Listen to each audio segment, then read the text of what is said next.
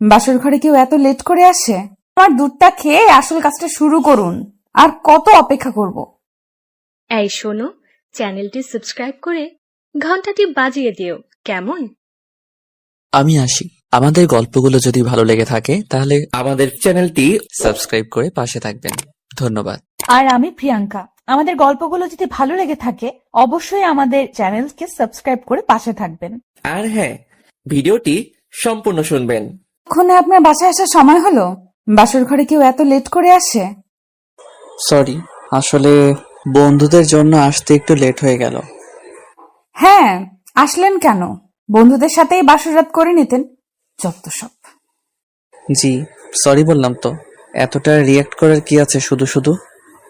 না, কিছু নেই তো। এখন জনাব, আমার দুধ খেয়ে আমায় উদ্ধার করুন। মানে কি বলছেন আপনি? আমি বুঝতে পারিনি। বললাম আমার দুধটা খেয়ে আসল কাজটা শুরু করুন। আর কত অপেক্ষা করব? নাফিসার কথাগুলো শুনে নাহিদ ভীষণ চমকে গেল। পাশের রাতে স্বামী সবসময় ফাজলামি করে, এটা সত্যি। তবে নতুন স্ত্রী এমন নির্লজ্জের মতো কথা বলবে, সেটা সত্যি আশা করা যায় না। নাহিদ নাফিসার দিকে এক দৃষ্টিতে তাকিয়ে আছে। নাফিসা নাহিদের দিকে খানিকটা বিরক্তি নিয়ে তাকিয়ে আছে। নাফিসা আপন মনে ভাবছে, নাহিদ কি গাধা নাকি? বাসর রাতে ভালোবাসা, আদর, সোহাগ সম্পর্কে কি তার কোনো ধারণা নেই? এমন অদ্ভুত ভাবে তাকিয়ে কেন আছে? নাফিসা নাহিদকে উদ্দেশ্য করে হকচকিয়ে বলে উঠল, এমন করে তাকিয়ে আছেন কেন? মনে হচ্ছে চোখ দিয়ে গিলে খাবেন আমায়। না মানে আপনার কথার ধরন দেখে আমি খানিকটা অবাক হয়ে যাচ্ছি। আপনি এমন ভাবে কথা বলছেন কেন? ওমা, আপনার সাথে কেমন করে গিয়ে বলবো? আপনি আমার স্বামী, আপনার সাথে কথা বলবো না তো কার সাথে গিয়ে কথা বলবো বলুন? কথা বলা ঠিক আছে, কিন্তু আপনি তো অসভ্যতামি করছেন। এটা তো ঠিক নয়। এ মা, আমি আবার কখন অসভ্যতামি করলাম? কি করেছি বলুন আমায়? কি করেছেন আর কি বলেছেন সেটা আমার থেকেও ভালো আপনি জানেন। এখন একটু সরে বসুন, আমি শুভ। শুয়ে পড়বেন মানে? আজ আমাদের বাসর রাত, সেসব কি ভুলে গেছেন নাকি? বাসর রাত দেখে কি আপনাকে মাথায় তুলে বসে থাকতে হবে নাকি? এমন নির্লজ্জের মতো আচরণ করা বন্ধ করুন। আমার এসব পছন্দ নয়। নাহিদের মুখের কথাটা নাফিসার কানে আসতে নাফিসা চমকে উঠল তো ঠিক, সেই সাথে ভীষণ কষ্টও পেল। অনেকটা আশা ভরসা নিয়ে নাহিদকে বিয়ে করেছে সে। প্রেম ভালোবাসা সবার জীবনেই আসে, তবে নাফিসার জীবনে কখনো এসব আসেনি। কারণ নাফিসা সব সময় নিজের স্বামীর অধিকার নিয়ে ভাবত। পাপ কর্ম থেকে নিজেকে সব সময় আড়াল রেখে চলে সে। কিন্তু আজ সেই স্বামীর কাছেই নাফিসার মূল্য নেই। নাফিসা মন খারাপ করে বসে থাকতেই নাহিদ নাফিসার পাশে শুয়ে পড়ল। নাফিসার সাথে একটু কথা বলারও সময় হয়তো তার নেই। নাফিসা কিছু সময় বসে থাকার পর নিশ্চুপ হয়ে নাহিদের পাশে গুটিসুটি হয়ে শুয়ে পড়ল। নাহিদ হঠাৎ করে নাফিসার সাথে এমন আচরণ করছে কেন? কিছুই নাফিসা বুঝতে পারছে না। নাফিসা আপন মনে ভাবছে, নাহিদ কি তাকে মন থেকে মেনে নিতে পারেনি? যদি নাফিসাকে সে মন থেকে নাই বা মেনে নিতে পারে, তবে কেন তাকে বিয়ে করেছে? নাফিসাকে বিয়ে করার জন্য তো কোনো প্রকার চাপ ছিল না। নাফিসা অনেকটা সময় ধরে এসব ভাবল। নাহিদের কথা ভাবতে ভাবতে কখন যে সে ঘুমিয়ে পড়েছে তা সে বলতে পারবে না। সকালবেলা নাফিসার ঘুম ভাঙল নাহিদের চিৎকারের শব্দে। নাহিদের চিৎকার শুনে নাফিসা হকচকিয়ে বিছানা থেকে উঠে পড়ে নাহিদের দিকে কৌতূহলপূর্ণ দৃষ্টি নিয়ে তাকালো। নাহিদের দিকে তাকিয়ে নাফিসা প্রশ্নসূচক কণ্ঠে বলতে লাগলো, কি হয়েছে আপনার? সকালবেলা কোনো কারণ ছাড়াই এমন চিৎকার করছেন কেন? তোর কি মনে হয় আমি পাগল? কোনো কারণ ছাড়াই আমি চিৎকার করব? এমন ভাবে কথা বলছেন যে? কি হয়েছে আমায় বলুন তো। কি হয়নি আমায় সেটা বল। রাতে তোকে নিজের কাছে নেইনি বলে সকালবেলা আমায় শক্ত করে জড়িয়ে ধরেছিলি। এতটা নির্লজ্জ কেন তুই? নাহিদের কথা শুনে নাফিসা বুঝতে পারল তার অপরাধটা আসলে কি। নাহিদকে ঘুমের ঘোরে জড়িয়ে ধরাটা তার অপরাধ ছিল। নাফিসা মাথাটা নিচু করে ফেলল নাহিদের কথা শুনে। নাহিদ নাফিসাকে মাথা নিচু করে থাকতে দেখে আবারও বলতে লাগলো, কি হলো? এখন মাথা নিচু করে আছিস কেন? আমার সাথে নোংরামি করার সময় এটা মনে ছিল না? দেখুন, আমি ইচ্ছে করে আপনাকে স্পর্শ করিনি। আমি ভুলবশত আপনাকে জড়িয়ে ধরেছি। সরি। কিসের সরি? আমি জানি তুই ইচ্ছে করে আমার সাথে এমন করেছিস। তোদের মতো মেয়েদের আমার ভালো করে চেনা আছে। তোরা পুরুষ দেখলেই নিজেদের উপর নিয়ন্ত্রণ রাখতে পারিস না তোরা। নাহিদের কথায় নাফিসার বুকটা কেঁপে উঠল। নাহিদের কথা শুনে নাফিসার বুকটা যেন ক্ষত বিক্ষত হয়ে গেছে। অন্য সব পুরুষের সাথে নাহিদ তার নিজের স্ত্রীকে তুলনা করেছে। এই কথাগুলো কোনোভাবেই মানতে পারছে না নাফিসা। মানুষ অপমান সহ্য করে ঠিক আছে, তবে এমন অপমান কোনোভাবেই সহ্য করা যায় না। নাহিদ নাফিসাকে নিশ্চুপ দেখে নাহিদ আবারও বলল, দেখ, তুই আমার কাছাকাছি আসার কোনো ধরনের চেষ্টা করবি না। আমি তোকে পছন্দ করি না। এই কথাটা মাথায় ঢুকিয়ে নে ভালো করে। জি। নাহিদ বিছানা থেকে রাগে ফুঁসতে ফুঁসতে উঠে গেল।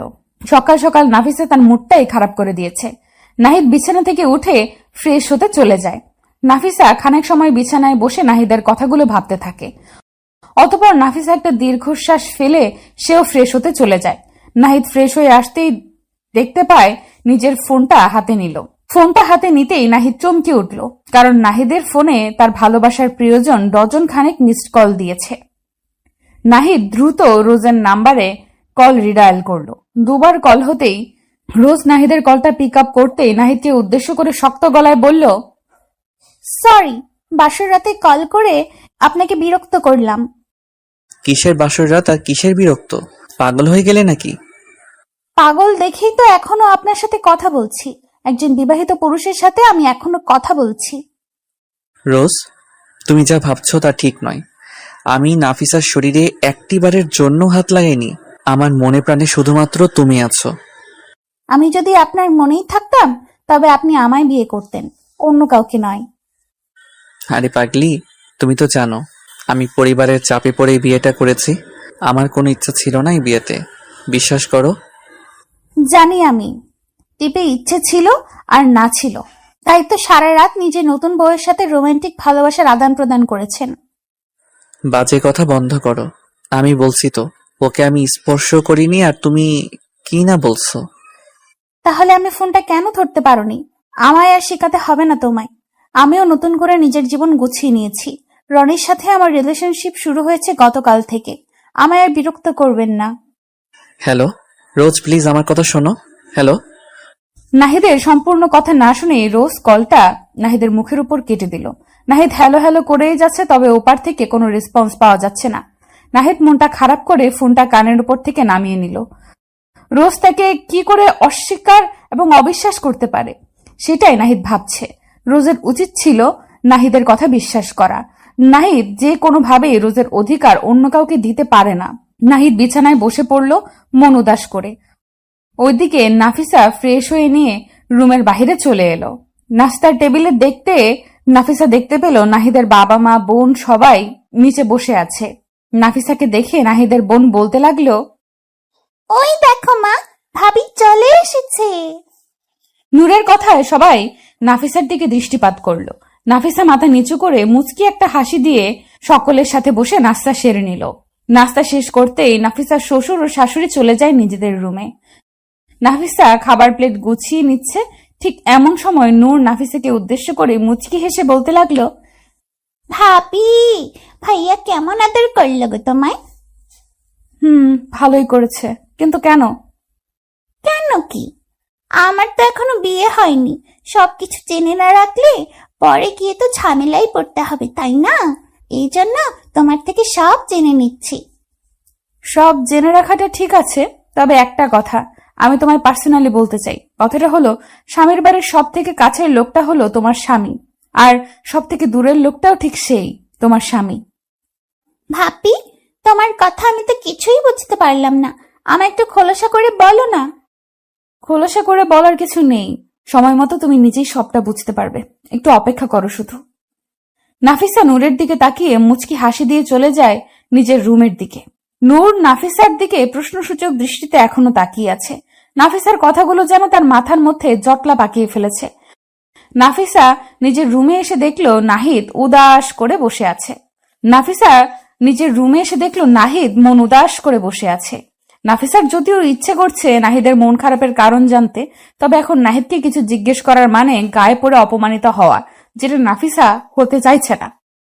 নাফিসা নিজের কাজ করতে লাগলো। ওইদিকে নাহিদ কিছু সময় রুমের মধ্যে দুম করে বসে থেকে অতঃপর রুম থেকে বেরিয়ে যায়। নাহিদ বাড়ির থেকে বেরিয়ে সোজা চলে যায় রোজের সাথে দেখা করতে। যে করেই হোক রোজের রাগ ভাঙাতে হবে তার।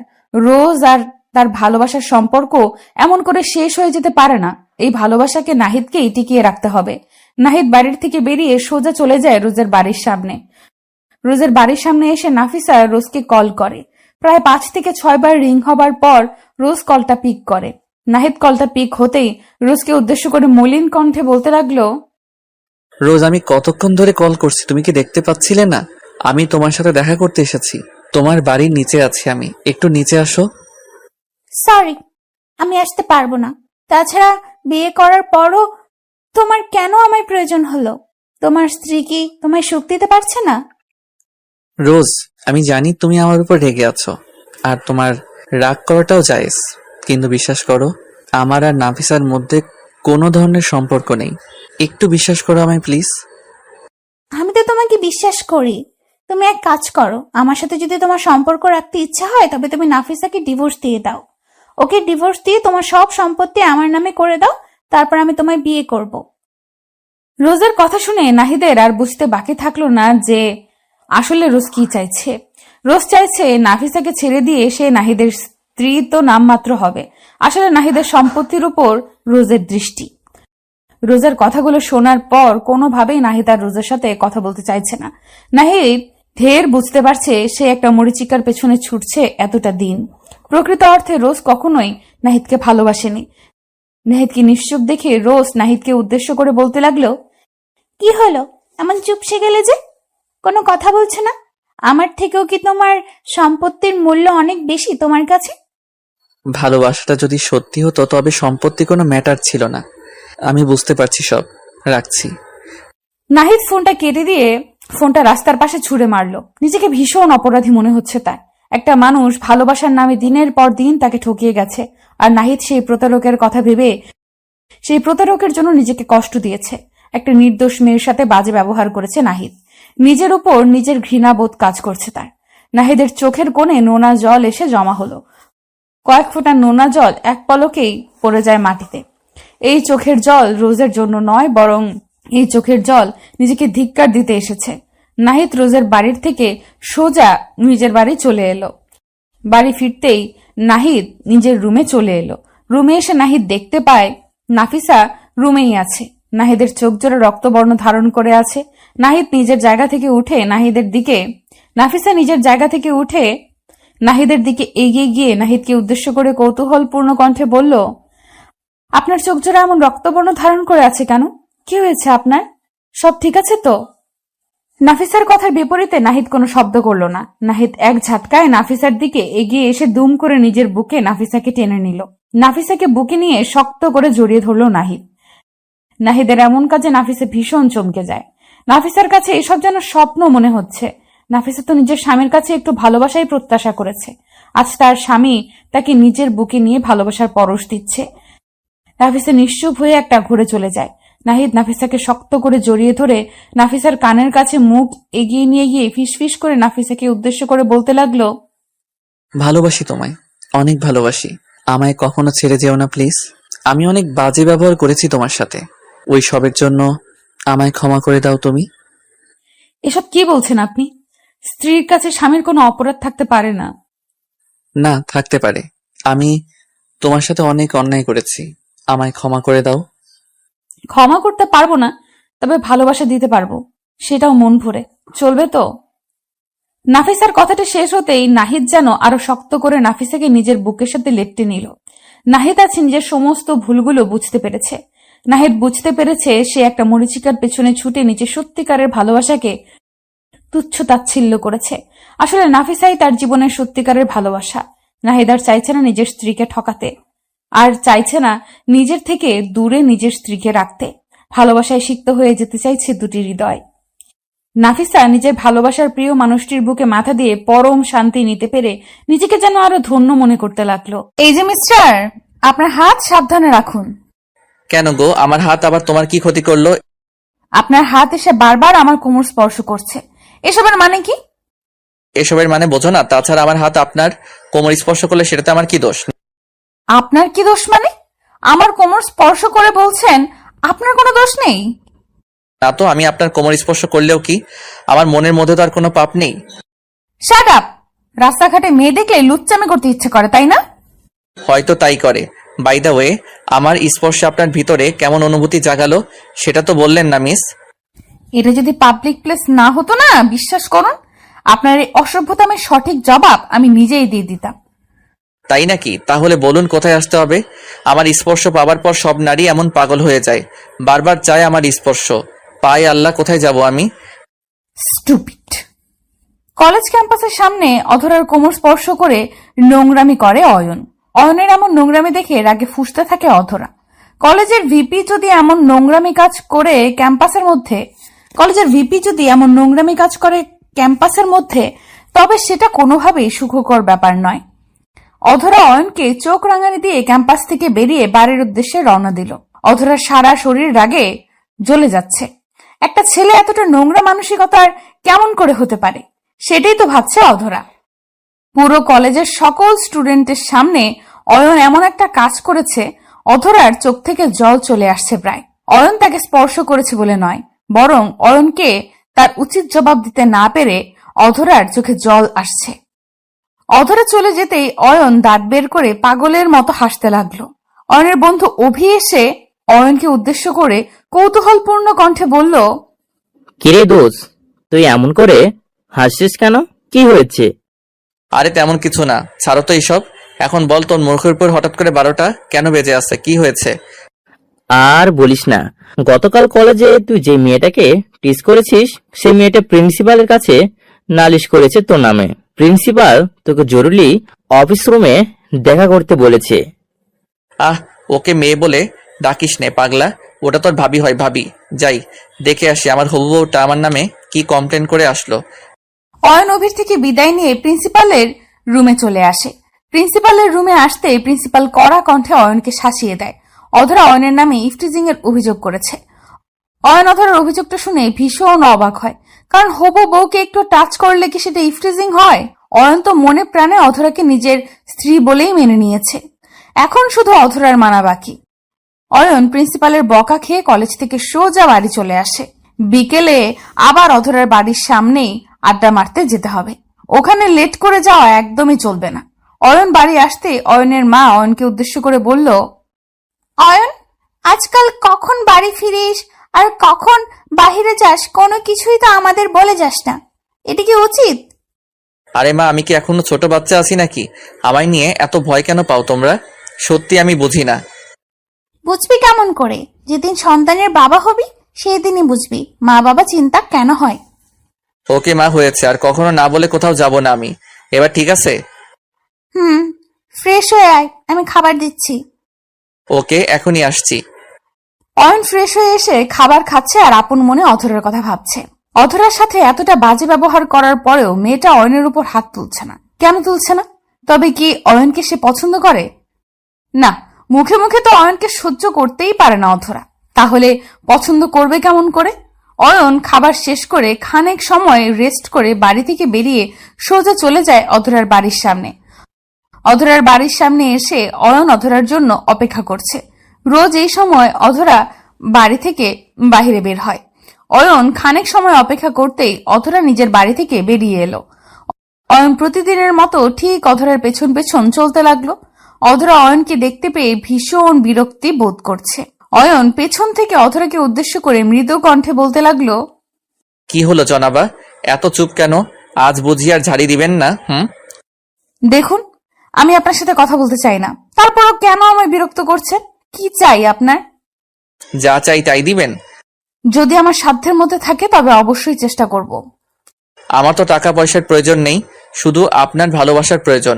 এটা দিয়ে দাও, আমি আর কোনো ধরনের ফাইজলামি করব না, প্রমিস। অয়নের কথাটি শুনে অধরা তাচ্ছিল্যকর একটা হাসি দিয়ে ফেলল। অয়ন অধরার হাসির শব্দ শুনে ভীষণ অবাক হয়ে যায়। অয়ন অধরাকে আবারও বলতে লাগলো, কি হলো, হঠাৎ করে হাসছো কেন? আমি কি কোনো জোকস বলেছি? আমার থেকে ভালোবাসা চাইতে আপনার একটু লজ্জা করলো না? মানে কি ভাবেন আপনি নিজেকে? আপনার এই অত্যাচার সহ্য করছি বলে কি আপনার সব কথা আমি নীরবে মেনে নেব? আপনাকে ভালোবাসার কথা আমি কখনো ভাবতেও পারি না। আপনি একটা ওয়েট ওয়েট, তোমার ভাবনার কথা আমি জানতে চাইনি। যতদিন আমায় ভালোবাসা না দিবে ততদিন এই অয়ন চৌধুরীর রোমান্টিক অত্যাচার সহ্য করতে হবে। তোমার সাথে ভালোভাবে কথাই বলা যায় না। আপনাকে কথাও কেউ বলতে বলেনি, আর না বলেছে বিরক্ত করতে। প্লিজ আমায় আর জ্বালাতন করিয়েন না। তোমার এই মিষ্টি কথায় চিরা ভিজবে না, আমি তো জ্বালাবোই, আরো বেশি করে জ্বালাবো। অয়ন কথাটি শেষ করতেই অধরার হাত ধরে ফেলল। অধরা কিছুতেই বুঝতে পারল না অয়ন হাত ধরতেই অধরা অয়নের হাত থেকে নিজের হাতকে ছাড়িয়ে নিতে চেষ্টা করলো। তবে অয়ন বেশ শক্ত করে অধরার হাত চেপে ধরেছে, যার ফলে অধরা কোনোভাবেই অয়নের হাতের মুঠো থেকে নিজের হাত ছাড়াতে পারছে না। অধরার মেজাজটা ভীষণ খারাপ হয়ে যায়। অধরার রাগে গজগজ করতে করতে একটা সজোরে হ্যাচকা টান দিয়ে নিজের হাত জোড়া অয়নের হাত থেকে ছাড়িয়ে নিল। অয়ন অধরাকে কিছু বলতে যাবে তার আগেই অধরা ভীষণ কর্কশ কণ্ঠে অয়নকে উদ্দেশ্য করে বলল, দেখুন অয়ন, আমি চাই না পাবলিক প্লেসে আপনার সাথে কোনো খারাপ কিছু করতে। দয়া করে নিজের সম্মানটা বজায় রাখুন। আমায় আর একবার যদি আপনি কোনোভাবে বিরক্ত করেন তো আমি সত্যি বলছি তারপর যা হবে তার জন্য আমি দায়ী থাকবো না। অধরার কথাটা শুনে অয়নও কিছু একটা ভেবে অধরার পেছন থেকে সরে গেল। অয়ন চলে যেতেই অধরা একটা শান্তির নিঃশ্বাস ফেলল। কতক্ষণ আর এমন টর্চার সহ্য করা যায় বলুন? অধরারও ধৈর্যের বাঁধ আছে, আর যখন সেই ধৈর্যের বাঁধ ভেঙে যায় তখন আর মাথা কাজ করে না। অয়ন চলে যেতেই অধরা নিজের গন্তব্যে চলতে লাগলো। কিছু দূর এগিয়ে যেতেই অধরা দেখতে পায় রাস্তাটা কেমন যেন নীরব হয়ে গেছে, আশেপাশে কাউকে দেখাও যাচ্ছে না। অধরা এই দৃশ্যটা দেখে মোটেও ভয় পেল না, কারণ অয়ন ছাড়া আর কোনো বিপদকে অধরা তোয়াক্কা করে না। অধরা আপন মনে হাঁটতে লাগলো। অধরা হাঁটছে আর অনুভব করছে কেউ একজন আছে যে কিনা অধরাকে এখনো ফলো করছে। তবে কে এসে সেটা অধরা বুঝতে পারছে না। অধরা কিছু দূর এগিয়ে যেতেই হঠাৎ করে অধরার সামনে দুইজন ছেলে চলে আসে। অধরা এই ছেলেদের কাউকে এর আগে কখনো দেখেনি। অধরা ছেলেগুলোকে এড়িয়ে যেতে চেষ্টা করতেই ছেলেগুলো অধরার সামনে এসে পথ আটকে দাঁড়ায়।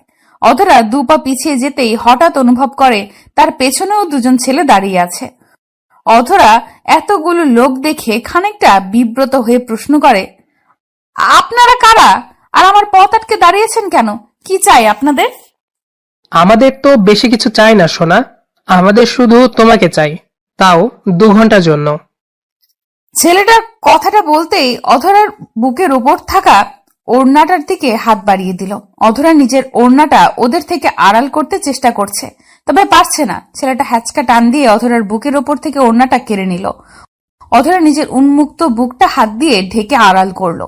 অধরা বারবার ছেলেগুলোকে অনুরোধ করছে যাতে করে তারা অধরাকে যেতে দেয়। অধরার কথার কোনো পাত্তা না দিয়ে একটা ছেলে পেছন থেকে অধরার শরীরের উপর হাত দিতে চেষ্টা করতেই দুম করে কোথা থেকে যেন অয়ন চলে আসে আর ছেলেটার হাত দুম করে ধরে ফেলে। অধরা অয়নকে দেখতেই মনের মধ্যে সাহস অনুভব করলো। দৌড়ে এসে অধরা অয়নের পেছনে লুকিয়ে পড়লো। অয়ন ছেলেগুলোকে উদ্দেশ্য করে বলতে লাগলো, যদি ভালো চাস তো এখান থেকে সব কটা দৌড়ে পালিয়ে যা, আমি আর তোদের মুখ এখানে দেখতে চাই না। কে বে তুই? এমন ভাবে কথা বলছিস মনে হচ্ছে কোনো হিরো।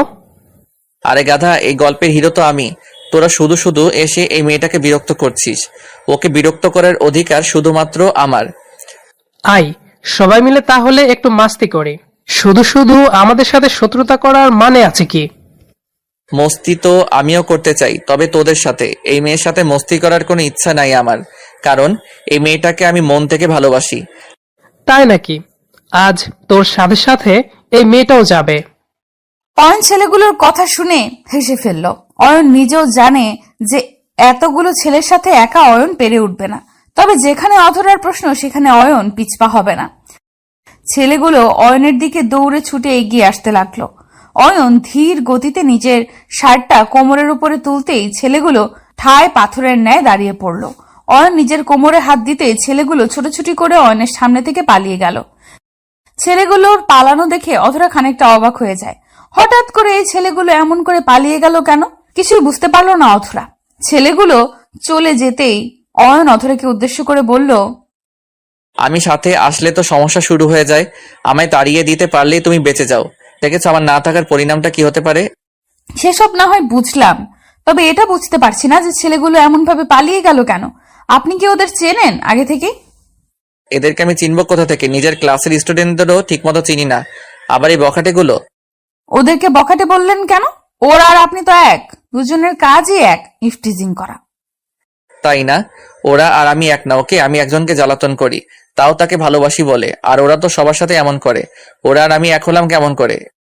পাপ অল্প করা আর বেশি করা এক ব্যাপার, আপনাকে বুঝিয়ে লাভ নেই। এটা কি হলো? আমি তোমাকে সাহায্য করলাম আর তুমি আমায় ধন্যবাদ না দিয়ে এমন ভাবে অপমান করছো? এটা কিন্তু একদম ঠিক কথা না, অধরা। ও আচ্ছা, ধন্যবাদ হয়েছে। হুম। কেউ আমায় ধন্যবাদ বললে আমি তাকে রিটার্ন কিছু দিয়ে দিই, আর তোমাকে রিটার্ন কিছু দিতে চাই। আপনি আমায় আবার কি রিটার্ন দিবেন? সেটা না হয় আমি নিজেই বুঝে নিলাম, তোমায় ভাবতে হবে না। অয়ন কথাটা বলতেই অধরার দিকে এগিয়ে এলো। অধরা অয়নের দিকে এক দৃষ্টিতে তাকিয়ে আছে। অধরা বোঝার চেষ্টা করছে অয়ন কি করতে চলেছে। অয়ন অধরাকে বেশি সময় দিল না। দুম করে অধরার গালের উপর নিজের হাত জোড়া চেপে ধরল। অধরার গালে চুমু পড়তেই অধরা চোখ জোড়া ছানা বড়া হয়ে যায়।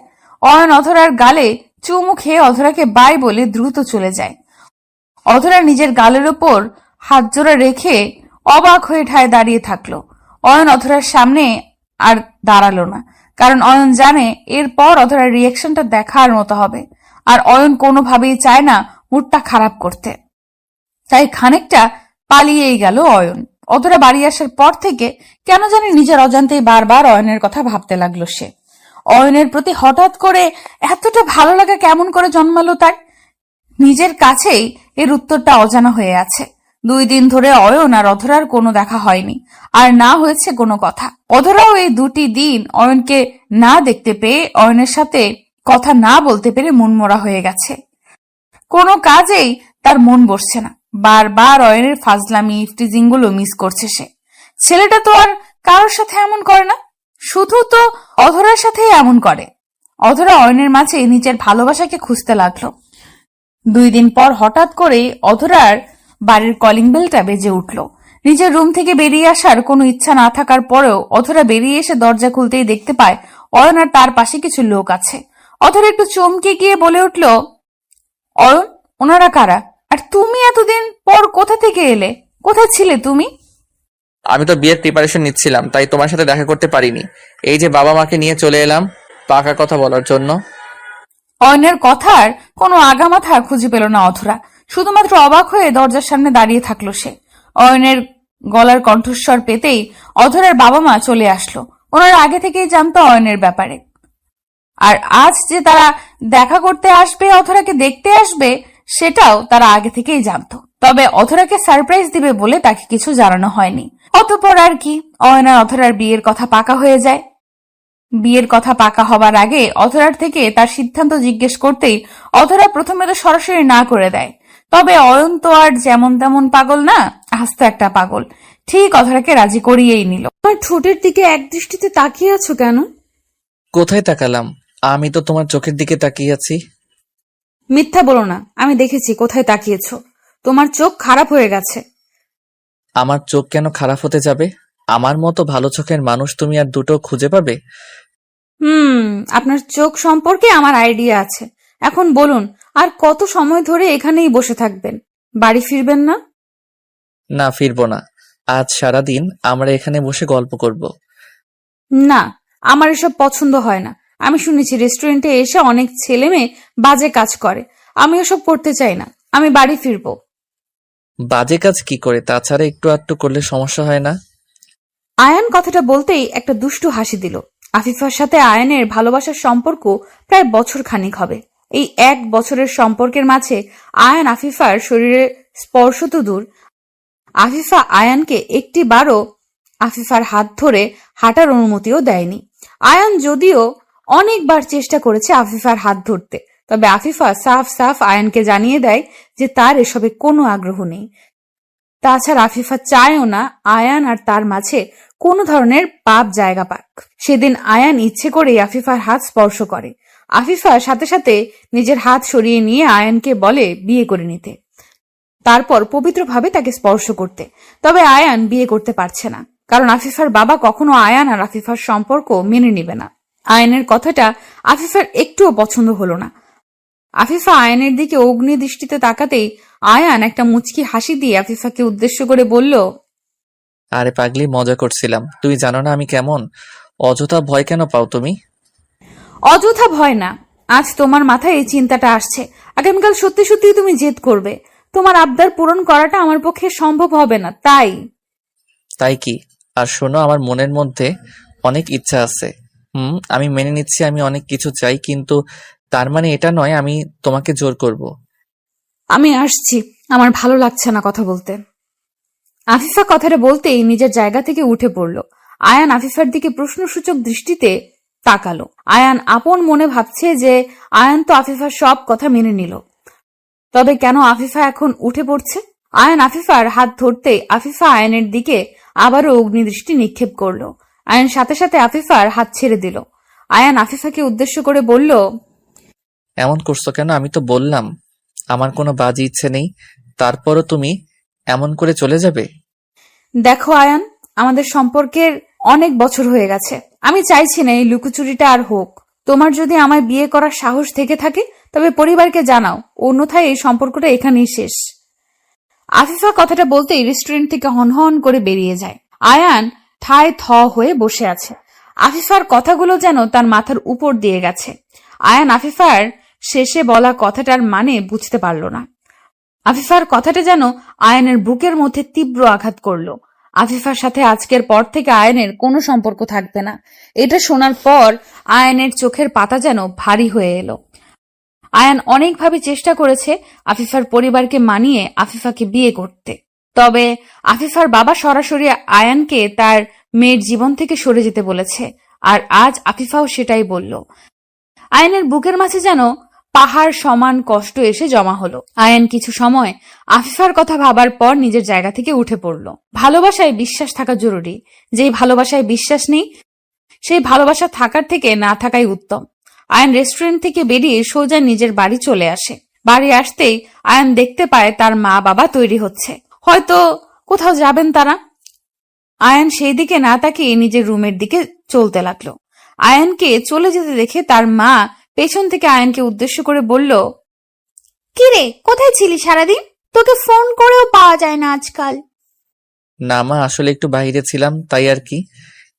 আচ্ছা শোন, আমি আর তোর বাবা মিলে একটা মেয়েকে দেখতে যাচ্ছি, তুই বাড়িতেই থাকিস, ঠিক আছে? একটা মেয়েকে দেখতে যাচ্ছ মানে? কোন মেয়েকে দেখতে যাচ্ছ? আরে তোকে তো বলা হয়নি, তোর বাবার বন্ধুর মেয়েকে দেখতে যাচ্ছি। মেয়েটা মাশাআল্লাহ অনেক ভালো আর দেখতেও সুন্দরী, তোর ভীষণ পছন্দ হবে। বাহ, আমায় না জানিয়ে তোমরা আমার জন্য মেয়ে দেখতে যাচ্ছ? ভালো মতো ব্যাপারটা শোনো মা, আমি এখন বিয়ে করতে পারবো না, আমার সমস্যা আছে। তোর কোনো কথাই আমি শুনবো না। সে 2 বছর ধরে বলছিস, আজ না পরে পরে। আমাদেরও তো ইচ্ছে করে নাতি নাতনি নিয়ে খেলা করার। দেখো, আমি আমার কথা বলে দিয়েছি, আমি এখন বিয়ে করতে পারবো না, এটাই হচ্ছে ফাইনাল। আয়ান কথাটি শেষ করতেই হনহন করে নিজের রুমে চলে যায়। আয়ানের কথা শুনে তার বাবা মায়ের মুখ শুকিয়ে যায়। তারা অনেক আশা নিয়েছিল যে আয়ানের জন্য তাদের পছন্দ করা মেয়েকে আনবে, কিন্তু আয়ান তো সরাসরি না করে দিল। তাছাড়া আয়ানের বাবা মায়ের পছন্দ করা মেয়েটা দেখতেও বেশ সুন্দরী, তাই আয়ানের পছন্দ তার বলার অপেক্ষায় রাখে না। কিন্তু আয়ান তাদের সব আশাকে এক ঝটকায় শেষ করে দিল। আয়ান নিজের রুমে এসে মন খারাপ করে বসে আছে। কোনো কিছুতেই মন লাগছে না তার। বুকের মধ্যে তীব্র ব্যথা করছে আয়ানের। আফিফার কথা ভীষণ করে মনে পড়ছে তার। আয়ান কিছু সময় বিছানায় বসে থাকতে হঠাৎ করে আয়ানের ফোনে কল চলে এলো। আয়ান বেশ দ্রুত নিজের ফোনটা বের করতে চেষ্টা করলো। আয়ান ভাবছে হয়তো আফিফা কল করেছে।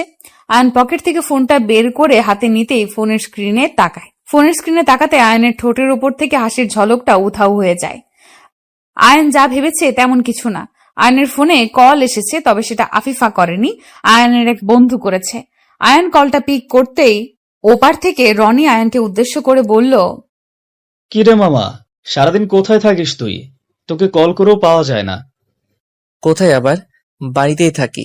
আসলে আমি একটু বিজি থাকি, তাই কলটা পিক করতে পারিনি। কেন কল করেছিস? কিছু বলবি নাকি? এটা আবার কেমন ধরনের কথা আয়ান? আমি তোকে কোনো প্রয়োজন ছাড়া কল করতে পারি না বুঝি? না, তো পারিস, তবে কোনো প্রয়োজন আছে বলেই তো এত কল করেছিস। প্রয়োজন বলতে তোর খোঁজ নিতেই কল করেছিলাম আর কি। আচ্ছা যাক, বাদ দে। আচ্ছা মামা, আফিফার কি খবর? কথা হয় তোর সাথে? আর কথা, যাকে নিজের জীবনের থেকেও বেশি ভালোবাসি সে আমায় বিশ্বাস করতে পারছে না, আমায় অবিশ্বাস করে চলে গেছে। চলে গেছে মানে? কোথায় গেছে? তোদের এতদিনের সম্পর্ক শেষ কিভাবে করে দিতে পারলো? শেষ করে দেয়নি তো, এমন এক শর্ত দিয়েছে যেটা পূরণ করতে পারলে তার সাথে আমার সম্পর্ক থাকবে, আর না হয় থাকবে না। বলিস কি? ভালোবাসায় কি আবার কোনো শর্ত থাকে নাকি? ভালোবাসায় তো শুধুমাত্র ভালোবাসাই থাকে। আমিও তো তাই ভাবতাম, হয়তো আমার ভাবনা ভুল ছিল, তাই তো ছেড়ে চলে গেছে। আচ্ছা মামা, আমায় একটু পরিষ্কার করে বলতো কি হয়েছে আসল ঘটনা? আমি তো তোর কথার কিছুই বুঝতে পারছি না। আয়ান রনিকে সবকিছু খুলে বলল। রনি আফিফার কথাগুলো শুনে চমকে যায়। ভালোবাসার মানুষের সাথে কেউ এমন ব্যবহার কি করে করতে পারে, সেটাই ভাবছে রনি। রনি আরো কিছু সময় আয়ানের সাথে কথা বলে কল কেটে দিল। আয়ান কল কেটে দিয়ে নিজের রুমে বসে থাকলো। সকালবেলা আয়ান ঘুম থেকে উঠে ফ্রেশ হয়ে নিল। আয়ান ফ্রেশ হয়ে এসে নাস্তা করতেই আয়ানের ফোনে কল চলে এলো। আয়ান ফোনটা হাতে নিতেই দেখলো আফিফা কল করেছে। আয়ান আফিফার কল পেতেই কলটা কেটে দিল। আয়ানের ইচ্ছে নেই আফিফার সাথে কথা বলার, কারণ আফিফার যদি তাকে সত্যিই ভালোবাসতো তবে আয়ানকে সে বিশ্বাস করত। আয়ানকে আফিফা বিশ্বাস করে না, আর বিশ্বাস ছাড়া কোনো সম্পর্ক টিকতে পারে না। আয়ান কলটা কেটে দিতেই আফিফা বারবার আয়ানকে কল করতে থাকলো। আয়ান শেষে বাধ্য হয়ে কলটা পিক করলো। আয়ান কলটা পিক করতে ওপার থেকে আফিফা আয়ানকে উদ্দেশ্য করে কান্না ভেজা কণ্ঠে বলল, আয়ান প্লিজ আমার কথা শোনো, প্লিজ কলটা কেটে দিও না প্লিজ। বলো, কি কথা বলবে? আয়ান, বাবা আমার জন্য বিয়ে ঠিক করেছে, আগামীকাল আমার বিয়ে। আমি কি করব বুঝতে পারছি না কিছু, প্লিজ একটা উপায় বের করো।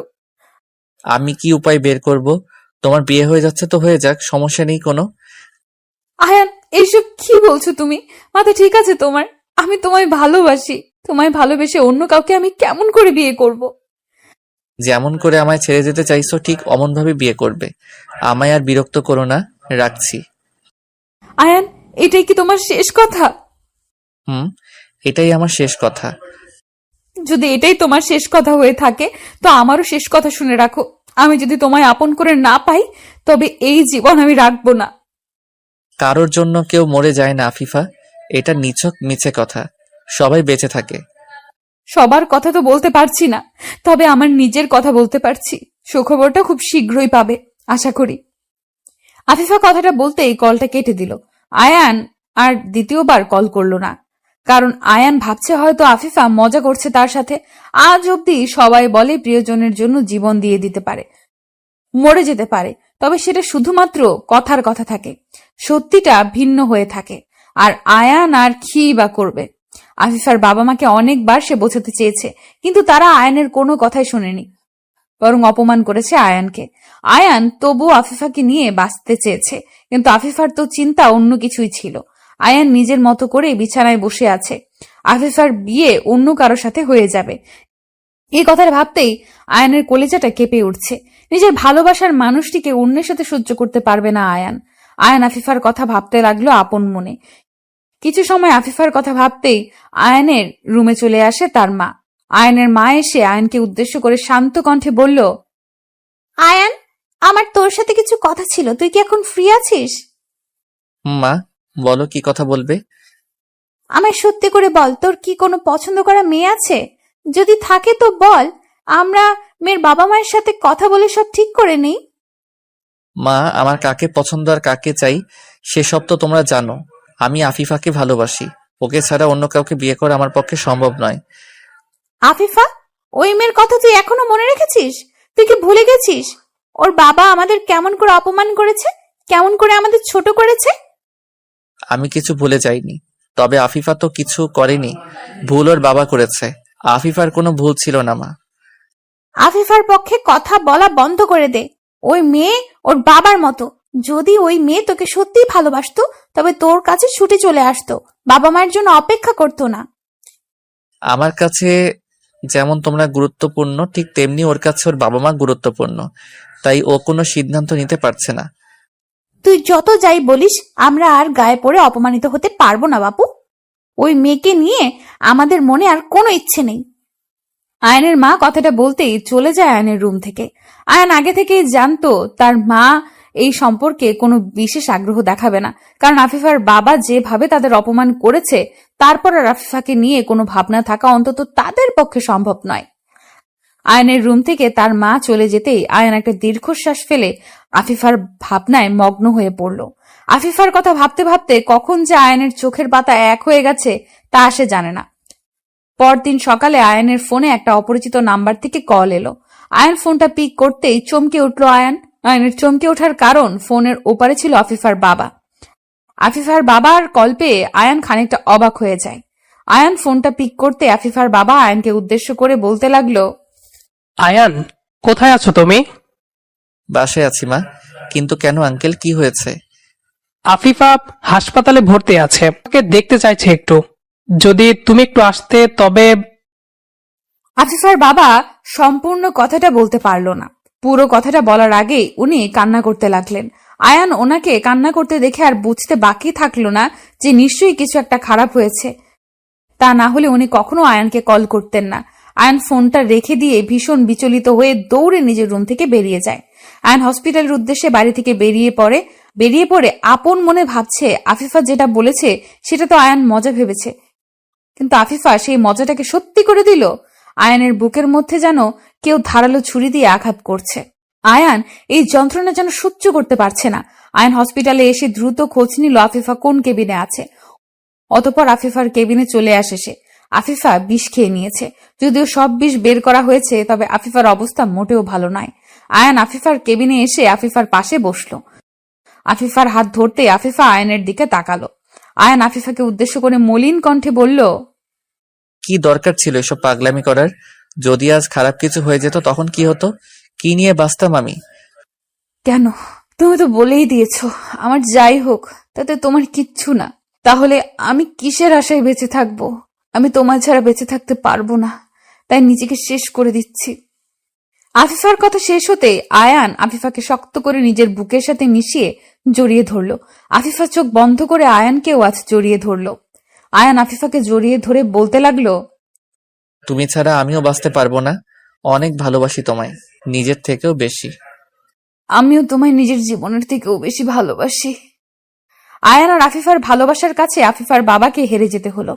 আফিফার বাবা সেই দিন আয়ান আফিফাকে সারা জীবনের জন্য এক করে দিল।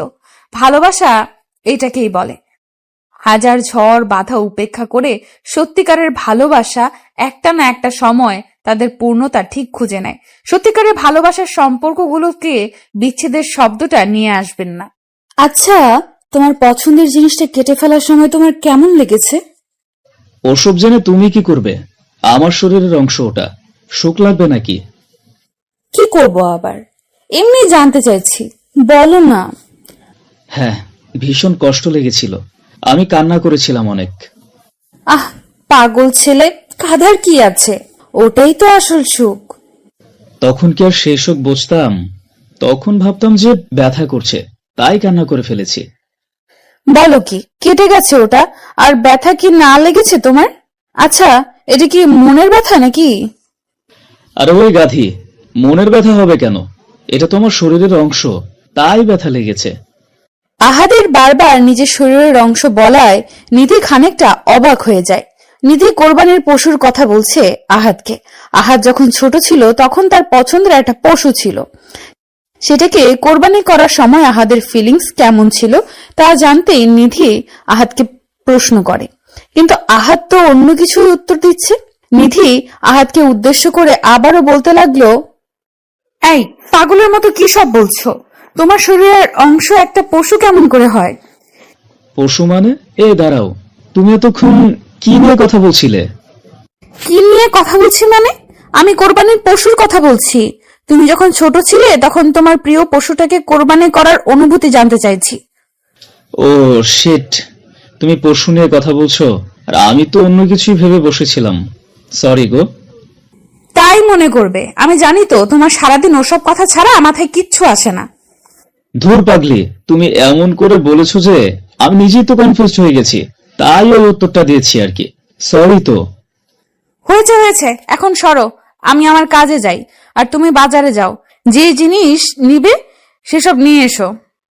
এই তো কিছু সময় আগে গরু নিয়ে এলাম, এখন আবার একটু বাজারে যেতে হবে। আগামীকালও তো সময় আছে, আগামীকালই যাই। আগামীকাল? আচ্ছা ঠিক আছে, সে না হয় যাবে। এখন তাহলে রেস্ট করো, আমি একটু রান্নাঘর থেকে ঘুরে আসি। নিধি কথাটা বলতেই আহাদের পাশ থেকে উঠে পড়তে নিল। আহাদ নিধির দিকে তাকিয়ে দুষ্টু হাসি দিল। আহাদের মনের মধ্যে একটা রোমান্টিকতা ভর করে আছে। আহাদের মনের মধ্যে এই রোমান্টিকতা নিধি নিজেই জাগিয়েছে। এখন আহাদের মনকে অশান্ত করে সে কেটে পড়ছে। আহাদ কি এত সহজে নিধিকে যেতে দেবে নাকি? আহাদ দুম করে নিধির হাত ধরে ফেলল। একটা হ্যাচকার টান দিয়ে নিধিকে নিজের দিকে টেনে নিল সে। নিধি আহাদের টানের টাল সামলাতে না পেরে হকচকিয়ে গিয়ে আহাদের বুকের উপর এসে পড়ল। আহাদের বুকের উপর এসে নিধি পড়তেই নিধির চুলগুলো বড্ড এলোমেলো ভাবে নিধির মুখের উপর এসে পড়ে। নিধি কিছুই বুঝতে পারছে না। কৌতূহলী হয়ে আহাদের দিকে প্রশ্নসূচক দৃষ্টিতে তাকিয়ে আছে সে। আহাদ নিধির চুলগুলো পরম আবেশে স্পর্শ করল। সব চুলগুলো ঠিক করে দিয়ে নিধির কানের পেছনে গুজে দিল সে। নিধির দিকে হাস্যোজ্জ্বল মুখে তাকাতেই নিধি নিজের স্বামী আহাদকে উদ্দেশ্য করে বলল, এটা কি হলো? তুমি আমার সাথে এমন করলে কেন? কোনটা কি হলো গো? আমি আমার স্ত্রীকে নিজের কাছে আনতে পারবো না নাকি?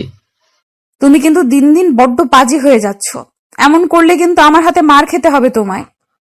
ওরে আমার রাগী বউটারে, তোমার রোমান্টিক স্বামীর একটু রোমান্টিকতা তোমার সহ্য হয় না বুঝি? না গো, হয় না। আমার এসব দেখলে গা জ্বালা করে। কাজের কাজ পড়ে আছে আর ওনার রোমান্টিকতা জেগে উঠেছে। গতকাল রাতেও তো আদর করলে, তা মন ভরে নাই বুঝি? না গো না, আমার ওই অল্প আদরে কখনোই মন ভরে না। আমার আরো বেশি বেশি আদর চাই। তাই আসো, পিঠটা দাও, এক্ষুনি কিল খুশি মেরে মেরে আদর দিচ্ছি। তাই দাও, তবু কিছু তো দাও, আমার অনেক কিছু চাই। দেখো, এখন কিন্তু বেশি বেশি করছো তুমি। আমার কাজ আছে, আমায় যেতে দাও। তোমার হৃদ মাঝারে রাখিব, ছেড়ে দেব না। আহাদ কথাটা শেষ করতেই নিধির কোমরের উপর নিজের হাত জোড়া রাখলো। আহাদের হাতের গভীর স্পর্শ পেতেই নিধির সারা শরীর কেঁপে উঠল। আহাদ নিধির কোমরে হাত বুলিয়ে দিয়ে আদর করতে লাগলো। আহাদ সব সময় একদম পাগল হয়ে থাকে নিধিকে আদর করার জন্য। নিধি সবসময় মুখে মুখে বলে আহাদকে যে আদর করতে না, তবে মন থেকে সে আহাদের এমন পাগলামিগুলো ভীষণ রকম চায়। আহাদ নিধির কোমরে হাত বুলিয়ে দিয়ে নিজের গালের সাথে নিধির গাল ঘষতে লাগলো। নিধি নিজের চোখ বন্ধ করে আছে আর মুখ থেকে অস্পষ্টভাবে বলছে যে তাকে ছেড়ে দিতে, তবে আহাদের থেকে নিজেকে ছাড়িয়ে নেওয়ার বিন্দুমাত্র তোড়জোড় নেই তার। আহাদ নিধির গালে, গলায়, ঘাড়ে নিজের ঠোঁটজোড়া ছুঁয়ে দিল। আহাদের ঠোঁটের পরশে নিধির মনের মধ্যে তোলপাড় শুরু হয়ে গেছে। আহাদ একটু একটু করে নিজের হাতটা নিধির নাভির উপর রাখতেই নিধি আহাদের শার্ট খামচে ধরল। আহাদ নিধির রেসপন্স দেখে নিজের মনের উপর আর নিয়ন্ত্রণ রাখতে পারেনি। আহাদ ব্যাকুল হয়ে উঠল নিধির মিষ্টি ঠোঁটের ভালোবাসার পরশ পাওয়ার জন্য। আহাদ নিধির গোলাপের পাপড়ির মতো ঠোঁটজোড়ার দিকে লোভনীয় দৃষ্টিতে তাকিয়ে ধীরে ধীরে নিজের ঠোঁটজোড়া নিধির ঠোঁটের দিকে এগিয়ে দিল। নিধি চোখ বন্ধ করেই আছে আর নিজের স্বামীর ভালোবাসার স্পর্শগুলো অনুভব করে চলেছে। আহাদ আর নিধির ঠোঁট ছুঁই ছুঁই হয়ে আসতেই আচমকা আহাদের রুমের দরজায় কেউ নক করলো। আহাদের একটু ইচ্ছে করছে না নিধিকে ছাড়তে, তাই সে নিজের কাজ চালিয়ে যাচ্ছে। তবে দরজার ওপাশ থেকে বেশি শব্দ আসছে দেখে বাধ্য হয়ে নিধিকে ছাড়তে হলো তার। নিধিকে নিজের বাঁধন থেকে মুক্ত করে দিতেই নিধি চোখ মেলে তাকালো। আহাদের দিকে তাকিয়ে দুষ্টু হাসি দিয়ে নিধি দরজার দিকে চলে গেল। দরজা খুলে দিতেই নিধি দেখতে পায় তার ছোট বোন এসেছে। নিধির ছোট বোন নীলা এসেছে বেড়াতে। নিধি দরজা খুলতেই নীলা নিজের বোনের দিকে তাকিয়ে কৌতূহলী কণ্ঠে বলে উঠল, ভর দুপুরে দরজা বন্ধ করে কি করছিলে আপু? এত সময় লাগলো দরজা খুলতে? আরে পাগলি, কি করবো আবার, ওই একটু শুয়েছিলাম আর কি। তোমার কথায় কেমন জানি সন্দেহ হচ্ছে আমার। দুলাভাই, সত্যি করে বলেন তো ঘটনাটা কি? আসল ঘটনা জানতে হলে তো তোমায় এখানে থাকতে হবে শালি আমার। আসো, তোমার সাথে এখন দরজা বন্ধ করে থাকি, তবেই বুঝতে পারবে আমরা কি করছিলাম। আহাদ কথাটা বলতেই নীলার দিকে তাকিয়ে দুষ্টু হাসি দিল। নিধি আহাদকে চোখ রাঙানি দিল। ওইদিকে নীলা আহাদের দিকে এখনো হা করে তাকিয়ে আছে। হয়তো আহাদের কথার মানে সে বুঝতে পারেনি। নিধি নীলাকে উদ্দেশ্য করে বলল, তা কখন এসেছিস আর ফ্রেশ হয়েছিস কি? এই তো 10 মিনিট হবে, এখনো ফ্রেশ হইনি মাত্র। ভাবলাম তোর সাথে আগে দেখা করে নেই, তাই চলে আসলাম। বাবা, এখন দেখি দুলাভাইয়ের কোনো মান সম্মানই নাই। মানে আমার শালী শুধুমাত্র তার বোনের সাথে দেখা করতে এসেছে, আমার সাথে না। আপনি লোকটা ভালো না, অনেক পচা, তাই আপনার সাথে দেখা করার কোনো ইচ্ছা আমার নাই। ও মা, তাই নাকি? তা আমি কি করেছি শালিকা আমার? বলো আমায়। আমার তো জানতে হবে যে আমি কি এমন কাজটা করে পচা হয়ে গেছি, তাই না? এই যে আমার বোনকে নিজের বাড়িতে আটকে রেখেছেন, এটা কি কম কথা নাকি? ওরে বাবারে, তাই? আচ্ছা যাও, ঠিক আছে, নিয়ে যাও তোমার বোনকে। আমিও দেখি কিভাবে নিয়ে যাও তুমি। তাই নিয়ে যাব, এখন আসছি। নীলা কথাটা বলে চলে যায়। নীলা আর আহাদের মধ্যে সব সময় ঝগড়া আর মজা চলতেই থাকে। এরা দুজন যেন সাপ নেউল। নিধি কখনো নীলা আর আহাদের এমন আচরণ দেখে তাদের কোনো প্রশ্ন করেনি, আর না কখনো নিধির মনে কোনো প্রশ্ন এসেছে। আহাদকে কখনো কোনো কিছুতে সন্দেহ করেনি নিধি। নিধি সব সময় আহাদকে বিশ্বাস করে, আর এই বিশ্বাস তাদের দুজনকে এক অদ্ভুত ভালোবাসায় বেঁধে রেখেছে। নিধি নীলাকে নিয়ে চলে যায় গেস্ট রুমে। অতঃপর নিধি দুপুরের খাবারের আয়োজন করে। সবাই একসাথে লাঞ্চ করে নিল। লাঞ্চ করে আহাদ নিজের রুমে চলে এলো। রুমে এসে আহাদ জানালার পাশে গিয়ে দাঁড়ালো। বাহিরে রিমঝিম ধারায় বৃষ্টি পড়ছে। হালকা মৃদু শীতল বাতাসে মনের মধ্যে যেন ভালো লাগার অনুভূতি জন্ম দিচ্ছে এই হাওয়া। আহাদ এক দৃষ্টিতে বৃষ্টির মুগ্ধতা উপভোগ করছে। কিছু সময় বাহিরের মেঘলা আকাশ দেখার পর আচমকা আহাদ অনুভব করলো তার পিঠের উপর কেউ একজন হাত রেখেছে। এই স্পর্শটা আহাদের ভীষণ চেনা। আহাদ পেছন ফিরে তাকাতেই দেখতে পায় তার প্রিয়তমা চা হাতে নিয়ে দাঁড়িয়ে আছে। আহাদ চা খেতে খেতে বৃষ্টি দেখতে ভীষণ পছন্দ করে, তাই নিধি হয়তো চা করে দিয়েছে। নিধির হাতে একটা চায়ের কাপ দেখে আহাদ কৌতূহলী কণ্ঠে নিধিকে উদ্দেশ্য করে বলল, চা নিয়ে আসছো ঠিক আছে, কিন্তু এক কাপে করে নিয়ে এলে কেন? তুমি খাবে না? আমি তো খাবো, একটা কাপে দুজন মিলে খাবো। কেন, তোমার ঠোঁট ভেজানো কাপে বুঝি আমি চা খেতে পারি না? সেটা তো পারোই সোনা, তার থেকে অনেক বেশি কিছুও করতে পারো। এখন আমায় বলো, মেঘলা আকাশের পানে এক দৃষ্টিতে তাকিয়ে কি ভাবছিলে তুমি? কি আর ভাববো, একজন বিশেষ মানুষের কথা ভাবছিলাম। মানুষটা আমায় একটুও ভালোবাসে না, সব সময় আমার কাছ থেকে নিজেকে আড়াল রাখতে চায়। আমার পাশে তো আছে, কিন্তু খুব বেশি পাশে নেই। তাই নাকি? আচ্ছা বলেন জনাব, আপনার কত কাছে আসলে মনে হবে যে আমি আপনার পাশে আছি? এতটা পাশে চাই যেন তোমার নিঃশ্বাসের শব্দ আমার কানে এসে পৌঁছায়। আমার হৃদয়ের প্রতিটি শব্দ যেন তোমার হৃদয়কে স্পর্শ করে। আহাদ কথাটা শেষ করার পূর্বেই নিধি চায়ের কাপটা আহাদের হাতে ধরিয়ে দিয়ে আহাদকে শক্ত করে জড়িয়ে ধরল। আহাদ নিধির এমন আলিঙ্গনে নিজেকে আরো গভীরভাবে প্রকাশ করলো নিজের প্রিয়তমার কাছে। আহাদ নিধিকে নিজের বুকে জড়িয়ে নিয়ে নিধির কপালে নিজের ঠোঁটজোড়া ছুঁইয়ে দিয়ে দুজন বৃষ্টি দেখতে লাগলো আর গল্প করতে লাগলো। আহাদ আলতো করে নিজের ঠোঁটজোড়া কাপে ছুঁইয়ে দিয়ে চা পান করছে, আর সেই জায়গায় নিধি নিজের ঠোঁট রেখে আহাদের থেকে চা পান করছে। পরিবেশটা যেমন রোমান্টিক, ঠিক তেমন তাদের দুজনের মনের অনুভূতি। আহাদ চাটা শেষ করে নিয়ে নিধির দিকে তাকালো। নিধির ঠোঁটজোড়া গোলাপি রং থেকে যেন লাল হয়ে উঠেছে। আহাদ ওই রক্তিম কৃষ্ণচূড়া ফুলের পাপড়ির মতো ঠোঁটজোড়ায় আলতো করে নিজের হাত ছুঁইয়ে দিল। নিধি চোখ বন্ধ করে অনুভব করছে তার ভালোবাসার মানুষটির ছোঁয়া। আহাদ আলতো করে নিধির ঠোঁট স্পর্শ করে দুম করে নিধির কোমর ধরে ফেলল। নিধিকে স্লাইড করে আহাদ নিজের কোলে তুলে নিল। আহাদের কোলে চড়তে নিধির ভীষণ ভালো লাগে। আহাদ নিধিকে নিজের সামনে ব্যালকনিতে বসিয়ে দিয়ে নিধির দিকে একটু এগিয়ে এসে পেছন থেকে নিধির কোমর জড়িয়ে ধরে নিধিকে উদ্দেশ্য করে নেশালো কণ্ঠে বলতে লাগলো, নিধি, আজকের এই আবহাওয়া, এই নীরব পরিবেশ, এই বৃষ্টির প্রতিটা ফোঁটা, মেঘাচ্ছন্ন আকাশ, সবকিছু দেখে তোমার মনের মধ্যে কি চাইছে? প্রচুর ভালোবাসা চাইছে। তোমার ভালোবাসার স্পর্শ চাইছে আমার দেহের প্রতিটা অংশ। তোমার মধ্যে হারিয়ে যেতে চাইছি আমি।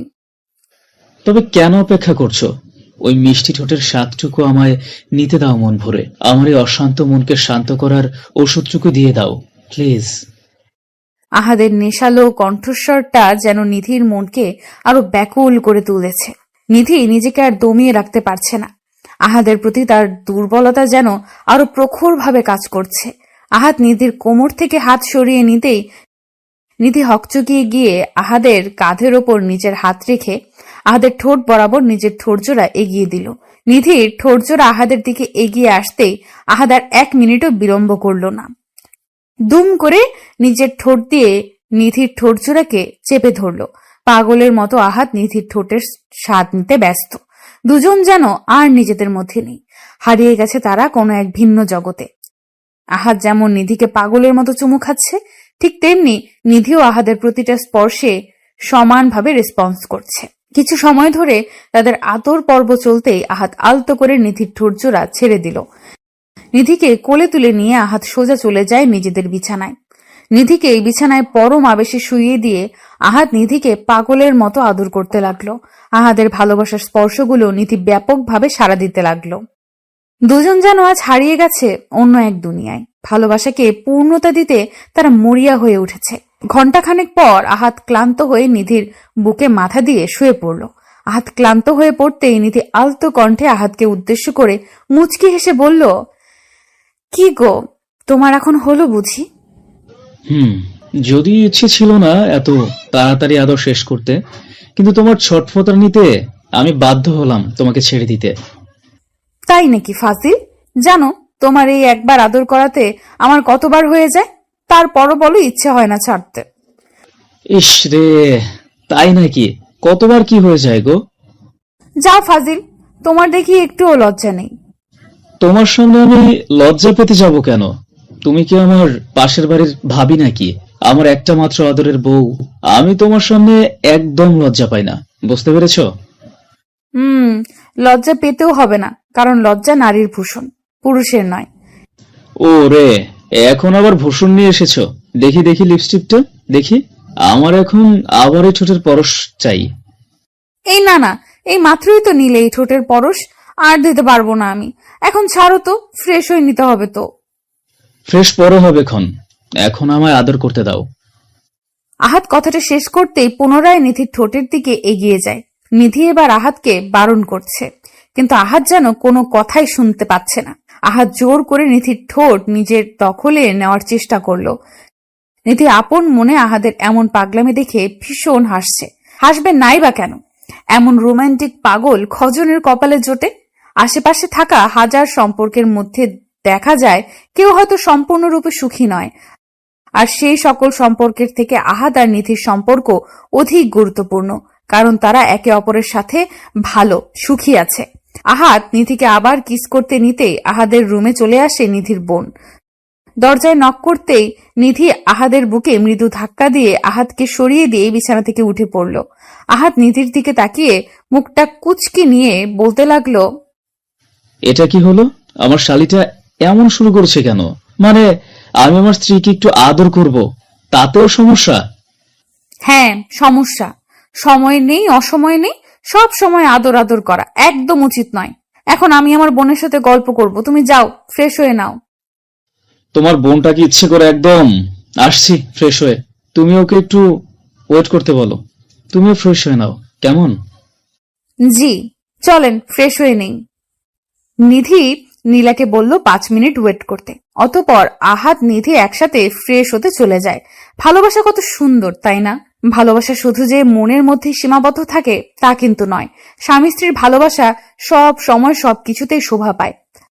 ভালো থাকুক ভালোবাসা। মরে যাব, আমায় ধর্ষণ করিয়েন না প্লিজ। আমি ধর্ষণ করছি কোথায়? আমি তো তোমায় আদর করছি। আদর করছেন মানে? এটা আদরের নমুনা? আমার শরীর ব্যথা হয়ে গেছে, রক্ত বেরিয়ে গেছে, প্লিজ।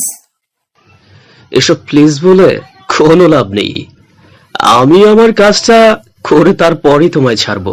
আপনি আমার চোখের জল দেখতে পাচ্ছেন? ভীষণ কষ্ট হচ্ছে আমার, একটু দয়া করুন। উফ, তুমি ভীষণ সেক্সি সোনা, তাই আমি নিজের উপর নিয়ন্ত্রণ রাখতে পারি না। ইচ্ছে করে মানে আরো করি তোমাকে। আপনি মানুষ নাকি অন্য কিছু? এটা তো পশুর মতো আচরণ করছেন কেন? এতটা পশুর মতো আচরণ করছেন কেন? ব্লাড বের হচ্ছে, দেখতে পাচ্ছেন? চুপ, ব্লাড বের করতেই তো এমন করছি। উফ, ব্লাড বের হচ্ছে মানে তুমি ভার্জিন, আর ভার্জিন মেয়েদের আদর করে অনেক বেশি মজা। এখন বিরক্ত করো না তো আমায়, আমাকে আমার কাজটা করতে দাও, আর আমার সাথে সমান তালে তাল মিলিয়ে আদর করার মজাটা নাও সোনা। বিছানায় শুয়ে চোখ জোড়া শক্ত করে বন্ধ করে আছে বৃষ্টি।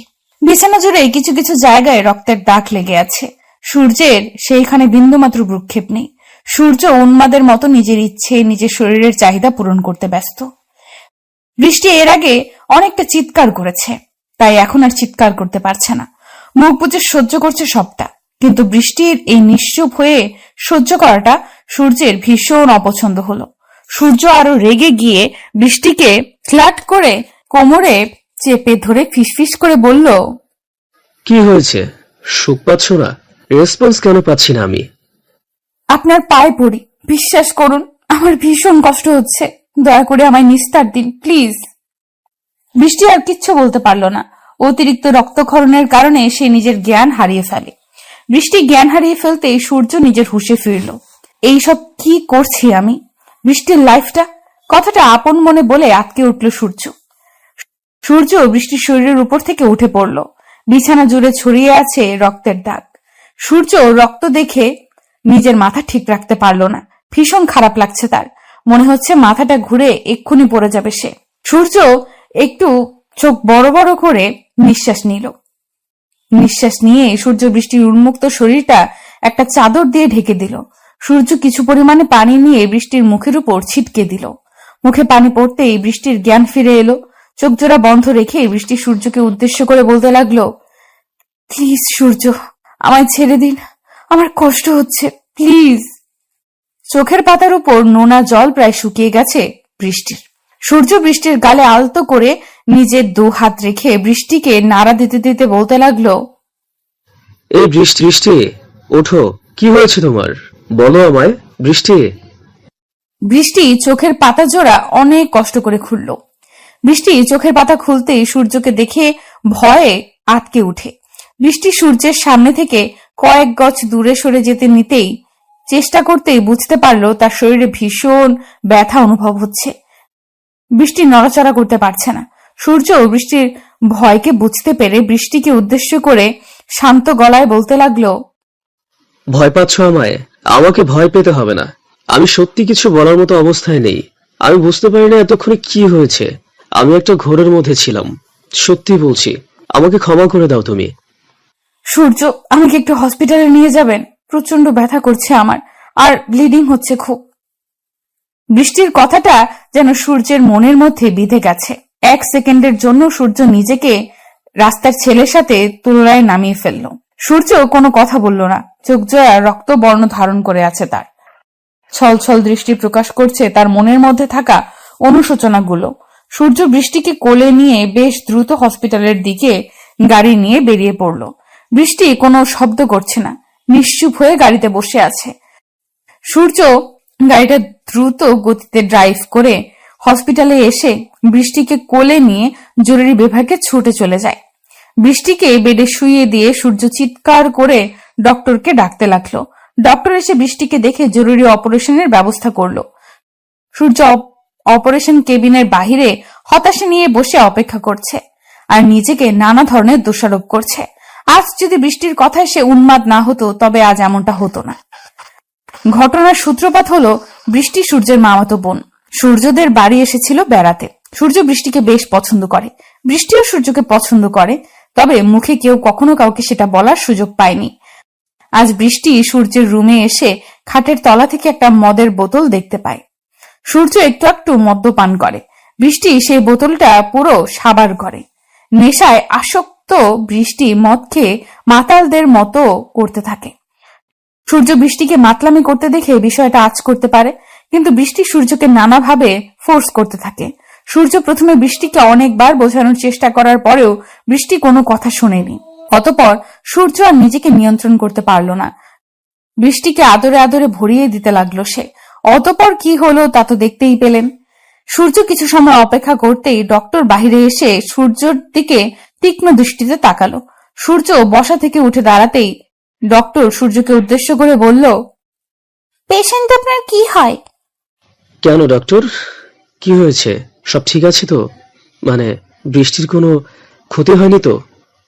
প্রশ্নের বিপরীতে আমি প্রশ্ন করা পছন্দ করি না, উত্তর দিন। ও আমার স্ত্রী, বলুন কি হয়েছে? ও ঠিক আছে, আপনার স্ত্রী সামান্য ইনজুরি পেয়েছে, সমস্যা নেই, ঠিক হয়ে যাবে। আসলে আমরা গাইনি বিভাগের ডাক্তাররা এমন কেস প্রায় পেয়ে থাকি। ছেলেমেয়েরা বিয়ের আগে অবৈধ সম্পর্ক করে অনেক সেম কেস নিয়ে আসে। আপনি রাইট টাইমে আসতে পেরেছেন, তা না হলে রক্তক্ষরণে হার্ট অ্যাটাক হয়ে আপনার স্ত্রীর মৃত্যু পর্যন্ত হতে পারত। পরবর্তীতে একটু সাবধান, আপনার স্ত্রীর একটুর জন্য রক্ষা পেয়েছে। একটু সাবধান, কেমন? ডক্টরের কথা শুনে সূর্য যেন প্রাণ ফিরে পেল। সূর্য একটা দীর্ঘশ্বাস ছেড়ে বৃষ্টিকে দেখতে ছুটে কেবিনের দিকে চলে যায়। বৃষ্টি বেড়ে নিশ্চুপ হয়ে শুয়ে আছে। সূর্য কেবিনে আসতেই বৃষ্টি সূর্যের দিক থেকে মুখ ফিরিয়ে অন্যদিকে মুখ ঘুরিয়ে নিল। সূর্য বিষয়টা বুঝতে পেরে বৃষ্টির কাছে এসে বসল। মাথাটা নিচু করে বৃষ্টিকে উদ্দেশ্য করে বলল সূর্য, বৃষ্টি, আমি সত্যি লজ্জিত। আমি চাইনি। সূর্যকে থামিয়ে দিয়ে বৃষ্টি বলতে লাগলো, থামুন প্লিজ, আপনার কথাগুলো আমার সহ্য হচ্ছে না। হুম। একদিন হসপিটালে থাকার পর বৃষ্টিকে হসপিটাল থেকে ছাড়া হলো। বৃষ্টি বাড়ি এসে নিজের ব্যাগ গুছিয়ে নিল। এখন মোটামুটি সুস্থ বৃষ্টি। সূর্য বৃষ্টিকে নিয়ে বাড়ি ফিরতেই সবাই হাজারটা প্রশ্ন শুরু করে দিল। সবাই জানতে চাইতে লাগলো বৃষ্টি কোথায় ছিল গতকাল রাতে, আর সূর্যই বা কোথায় ছিল। কিন্তু সূর্য সত্যিটা সবাইকে বলতে পারলো না। মিথ্যা বলল যে গতকাল তারা একটু ঘুরতে গেছিল। বাড়ির লোক আর কোনো কথা বলল না। রুমে এসে সূর্য ফ্রেশ হয়ে নিতেই বাহির থেকে চিৎকার চেঁচামেচির শব্দ আসতে লাগলো। সূর্য বিচলিত হয়ে দৌড়ে ছুটে বাহিরে চলে আসে। বাহিরে আসতেই সূর্য দেখতে পায় বৃষ্টি তৈরি হয়ে বেরিয়ে যাচ্ছে, আর বাড়ির সবাই বৃষ্টিকে আটকাতে মরিয়া হয়ে চেষ্টা করছে। সূর্য বৃষ্টির দিকে কিছু সময় তাকিয়ে থেকে পেছন থেকে এগিয়ে গিয়ে বৃষ্টির হাত ধরল। বৃষ্টি সূর্যের স্পর্শ পেতেই থমকে দাঁড়ালো। সূর্য মৃদু কণ্ঠে বলল, বৃষ্টি, তুমি এভাবে চলে যাচ্ছ কেন? সবাই যেতে বারছে, একটু সকলের কথা ভেবে। সূর্যকে থামিয়ে দিয়ে বৃষ্টি ভারী কণ্ঠে বলল, সবার কথা রাখা আমার পক্ষে সম্ভব নয়। আর এত কিছু হয়ে যাবার পরেও আমি এ বাড়িতে থাকবো, সেটা কাল্পনিক। তাছাড়া এই বাড়িতে না থাকার যথেষ্ট কারণ আছে। কি কারণ বলো আমায়। বিশ্বাস করো, আমি সেই কারণটা বদলে দিব, প্লিজ। বৃষ্টি সূর্যের হাত থেকে নিজের হাত এক ঝাড়ি দিয়ে ছাড়িয়ে নিয়ে সূর্যের দিকে গভীর দৃষ্টি রেখে বলতে লাগলো, সেই কারণটা আর কিছু নয়, আপনি নিজেই।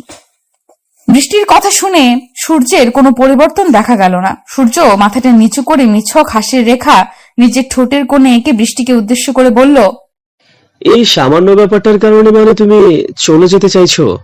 ঠিক আছে বৃষ্টি, তুমি থাকো, আমি বেরিয়ে যাচ্ছি। আজকের দিনের সময়টা কি পাবো আমি? মানে আমার সবকিছু গোছাতে একটু সময় লাগবে, শুধু আজকের দিনটা। কাল সকাল হতেই চলে যাব আমি। থাক, দরকার নেই। আপনি চলে গেলে বাড়ির লোক নানা কথা বলবে। ঘরের ছেলে ঘরে থাকুক, আমি চলে যাচ্ছি। আরে না, কিছু বলবে না। আমি ট্যুরের কথা বলে বেরিয়ে যাব, আর ততদিন ফিরবো না যতদিন তুমি আছো। ওকে। এবার খুশি তো তুমি? আমার খুশি? যেখানে আমার জীবনটা নরক করে দিয়েছেন কয়েক মুহূর্তে, সেখানে আমার খুশির কথা চিন্তা করা আপনাকে শোভা দেয় না। বৃষ্টি কথাটা শেষ করে হনহন করে রুমের দিকে চলে যায়। সূর্যের চোখের সামনেটা আধার হয়ে আসছে। এই আধার হয়ে আসার কারণ হলো জল। নোনা জল সূর্যের চোখের পাতা ভারী করে দিয়েছে। ছল ছল চোখে সূর্য সবার আড়ালে নিজের রুমে চলে আসে। মনের মধ্যে একটা প্রশ্ন ঘুরছে সূর্যর। সূর্য ভাবছে, আমি তো কোনো ভুল করিনি, আমি তো নিজের ইচ্ছায় বৃষ্টির সাথে কিছু করিনি, বরং বৃষ্টি নিজেই আমার কাছে এসেছে, আমায় জোর করেছে। মানছি আমায় নিজের জ্ঞানে থাকা উচিত ছিল, আমি পারিনি, তাই বলে সবকিছুর জন্য আমাকে সাজা দেওয়ার মানে কি? সূর্য কথাটা ভাবতেই বৃষ্টির কথা মনে পড়ে যায় তার। বৃষ্টি যদি তাকে দূরে রেখে এমন অবহেলা করে শান্তি পায়, তবে বৃষ্টির শান্তির জন্য সবকিছু সে করতে পারবে। ভাইয়া, কোথায় যাচ্ছেন? আসলে আজ আমার একটা ট্যুর আছে কিছুদিনের জন্য, তাই বের হচ্ছিলাম। ভাইয়া, আমরা তো আর অল্প কয়েকদিন আছি, এই কয়দিন না হয় এখানেই থেকে যান। আমরা চলে গেলে বরং আপনিও চলে যাবেন।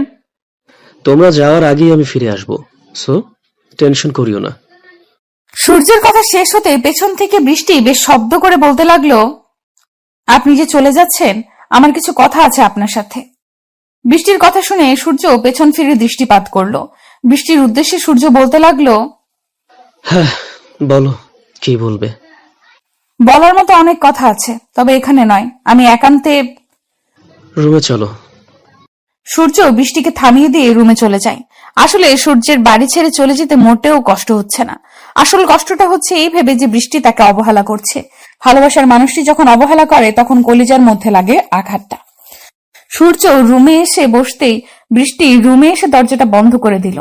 সূর্য বৃষ্টির কাজে একটু অবাক হলো। সূর্য অবাক হয়ে বৃষ্টিকে উদ্দেশ্য করে বলতে লাগলো, এই কি করছো? দরজা বন্ধ করছো কেন?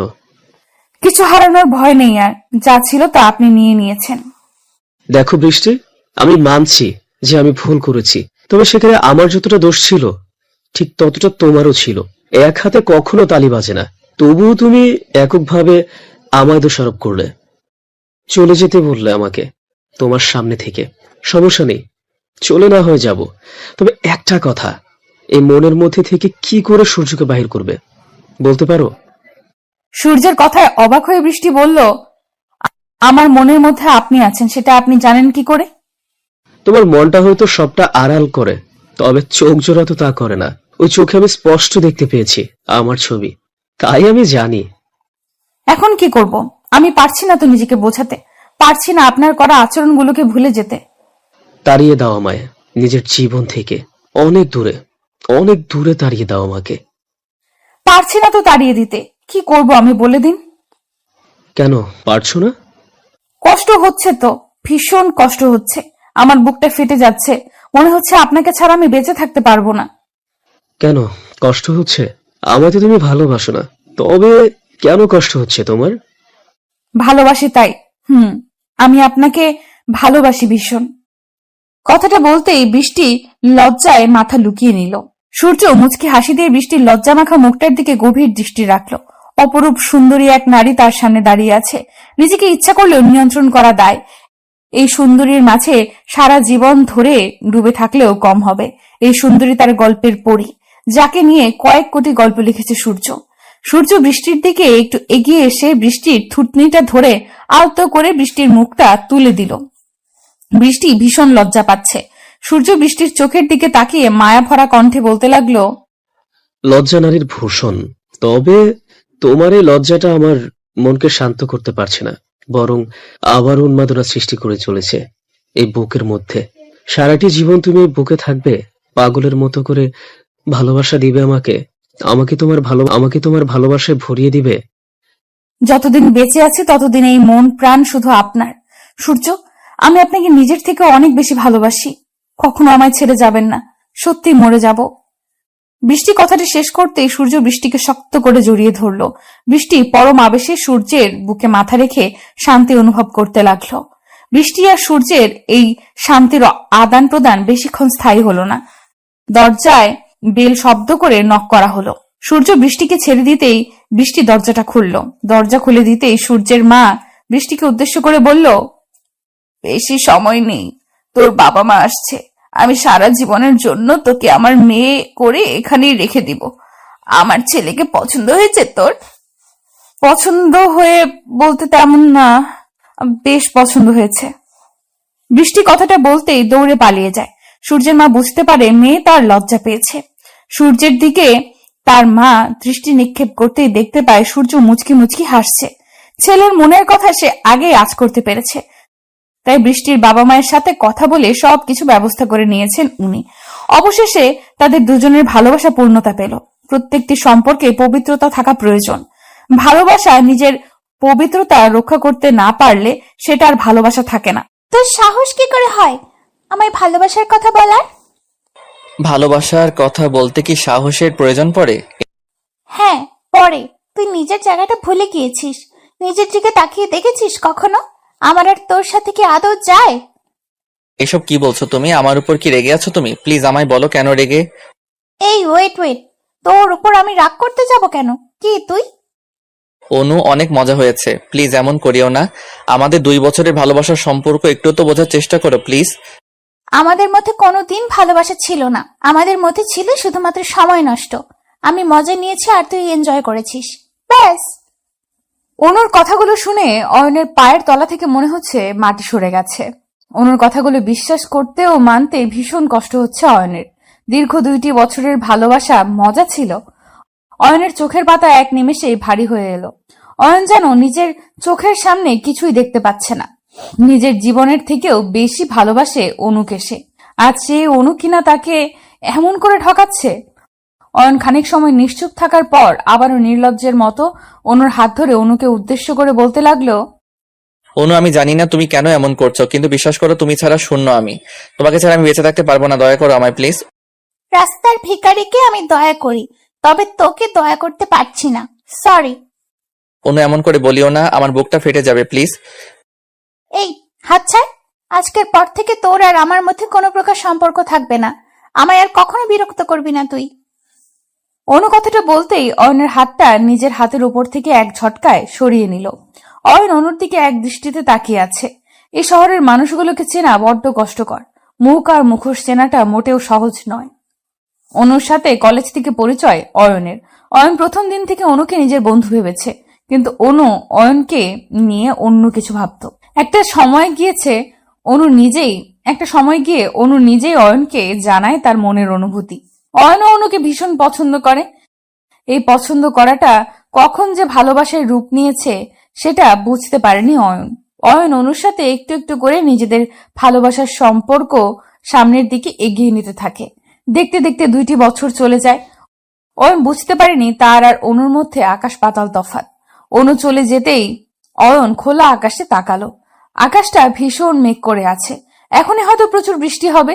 অয়ন নিজের চোখের পানি হয়তো এই বৃষ্টির মাধ্যমে আড়াল করে নিতে পারবে। অয়ন আর দাঁড়িয়ে থাকতে পারল না। হাঁটতে হাঁটতে বাড়ির পথে চলতে লাগলো সে। বুকটা ফেটে যাচ্ছে অয়নের।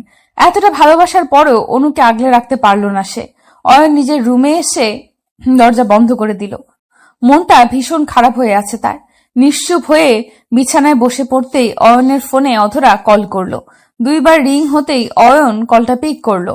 ওপার থেকে অধরা অয়নকে উদ্দেশ্য করে বেশ শক্ত গলায় বলল, এই তোকে আমি খুন করব বুঝলি? আমার সাথে তোকে দেখা করতে বলেছি, মনে আছে তো সেই কথা? আছে মনে। মনে থাকলে এলি না কেন দেখা করতে? দাম বেড়ে গেছে নাকি তোর? অধরা, আমার মনটা ভালো নেই, আমি পরে তোর সাথে দেখা করব। তাই না? কেন? তোর মনের ঘরের আবার কি হলো? কে তোর মন খারাপ করে দিয়েছে? আমি নাকি? ফালতু কথা ছাড়, আমার ভালো লাগছে না, রাখছি আমি। অয়ন কথাটা বলতেই অধরার মুখের ওপর কলটা কেটে দিল। অয়নের বুকের মাঝে যেটা চলছে সেটা শুধুমাত্র অয়ন বুঝছে। অন্য কেউ অয়নের বুকের কষ্টটা বুঝতে পারবে না। অয়ন ফোনটা সাইডে রেখে দিয়ে আপন মনে অনুর কথা ভাবতে লাগলো। একটা মেয়ে তাকে ভালোবাসার নামে এমন প্রতারণা করতে কি করে পারলো? কিছুই ভাবতে পারছে না অয়ন। অয়নের চোখ থেকে নোনা জল গড়িয়ে পড়ছে। অয়ন আপন মনে নিজের চোখ থেকে নোনা জল ফেলছে আর অনুর কথা ভাবছে। কিছু সময় অনুর কথা ভাবতেই হঠাৎ করে অয়নের কানে ভেসে এলো অধরার কণ্ঠস্বর। অধরার কণ্ঠস্বরটা অয়নের কানে আসতেই অয়ন চমকে উঠল। তার মানে কি অধরা অয়নের বাড়ি চলে এসেছে? অয়ন বিছানার উপর থেকে উঠে দাঁড়াতেই অধরা অয়নের রুমে হকচকিয়ে চলে এলো। অধরা অয়নের রুমে এসে দুম করে অয়নের উপর ঝাঁপিয়ে পড়ল। অয়ন কিছু বুঝে ওঠার আগেই অধরা অয়নের শার্টের কলার চেপে ধরে রাগে গজগজ করতে করতে অয়নকে উদ্দেশ্য করে বলল, তোকে এখন ইচ্ছে করছে মেরে ফেলতে।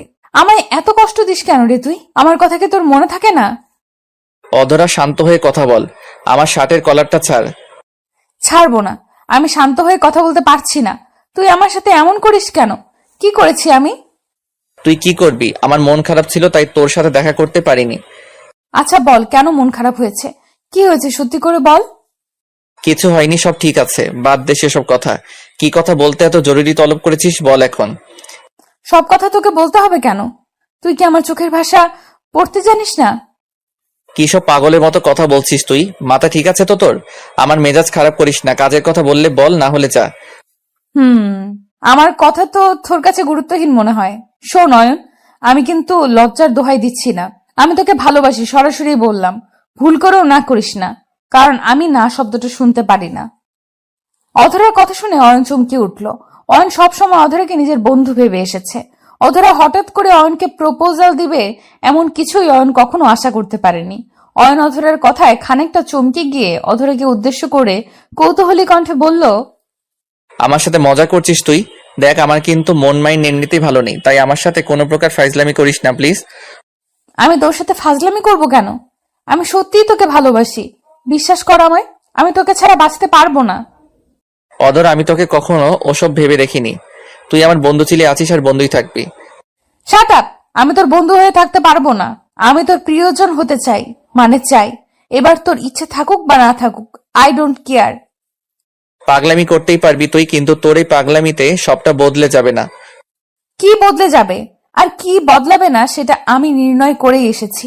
তোকে আমি দরকার পড়লে জোর করে হলেও আমার করেই ছাড়বো। অধরা কথাটা বলতেই অয়নের সামনে থেকে চলে যায়। অয়ন অবাক হয়ে অধরার চলে যাওয়ার দিকে এক দৃষ্টিতে তাকিয়ে আছে। অধরা হঠাৎ করে এমন কথা বলতে পারে হয়তো অয়ন আশা করতে পারেনি, কিন্তু অয়ন এটাই বুঝতে পারছে না অধরার মনের মধ্যে হঠাৎ করে এইসব চিন্তা কেমন করে এলো। অধরা তো কাউকে কখনো ভালোবাসতে পারেই না, কারণ এতটা বছরের বন্ধুত্বের সম্পর্কের মধ্যে অয়ন একটিবারও শোনেনি অধরা কাউকে ভালোবাসে। অধরাও কি অনুর মতো করে তাকে নিয়ে মজা করতে এসেছে? অনুর কথা ভাবতেই অয়ন আবার শান্ত হয়ে গেল। অনুর সাথে শেষ কথা বলার পর আর একটিবারও অয়ন অনুকে কল করেনি। বোবা মনের ইচ্ছে হলো ভীষণ অনুর সাথে একটু কথা বলতে। অয়ন এখনো ভাবছে অনু হয়তো রাগের বশে অয়নের সাথে এমন করেছে। অয়ন নিজের ফোনটা হাতে নিয়ে অনুর নাম্বারে কল করলো। অয়ন অনুকে কল করতেই দুবার রিং হতেই অনু কলটা পিক করলো। অনু কলটা পিক করতেই ওপাশ থেকে ভীষণ কর্কশ কণ্ঠে অয়নকে উদ্দেশ্য করে চরম বিরক্তি নিয়ে বলল, এই, কি হয়েছে তোর? একবার বললাম না তোর আর আমার মাঝে আর কিছু নেই? কথা কি কানে যায় না তোর? অনু প্লিজ, আমার কথাটা তো শোনো। এমন করিও না প্লিজ, আমি সত্যি তোমায় ভালোবাসি, আমায় এমন করে ছেড়ে দিও না। আচ্ছা, ঝামেলায় পড়লাম তো। আমি কি তোকে বলেছি যে তুই আমায় ভালোবাসিস না? আমি বলেছি তোকে আমি ভালোবাসি না। আমাকে আর জ্বালাতে কল করবি না। অনু, এতটা তাড়াতাড়ি কি করে তুমি বদলে যেতে পারলে? আমার ভালোবাসার কি কোনো মূল্য তোমার কাছে নেই? না, নেই। আমার কাছে তোর মতো ফকিরের কোনো মূল্য নেই। আর শুধু আমার কাছে বলছিস কেন? তোর মূল্য কোনো মেয়ের কাছে নেই। দয়া করে আর জ্বালাবি না আমায়। অনু প্লিজ, মাথাটা একটু ঠান্ডা করো সোনা। এমন করলে কি করে হবে বলো? আমাদের একদিনের সম্পর্ক নয়, একটু বোঝার চেষ্টা করো। আমি এত শত বুঝতে চাই না। কলটা রাখছি। তারপরও যদি নির্লজ্জের মতো আমায় কল করিস তবে আমি বিকল্প ব্যবস্থা নিতে বাধ্য হব। অনু শোনো প্লিজ। অনু। অনু অয়নের কথাটা শোনার বিন্দু মাত্র প্রয়োজন বোধ করলো না। অয়নের মুখের ওপর কলটা কেটে দিয়ে অয়নের ফোন নাম্বারটা ব্ল্যাক লিস্টে রেখে দিল।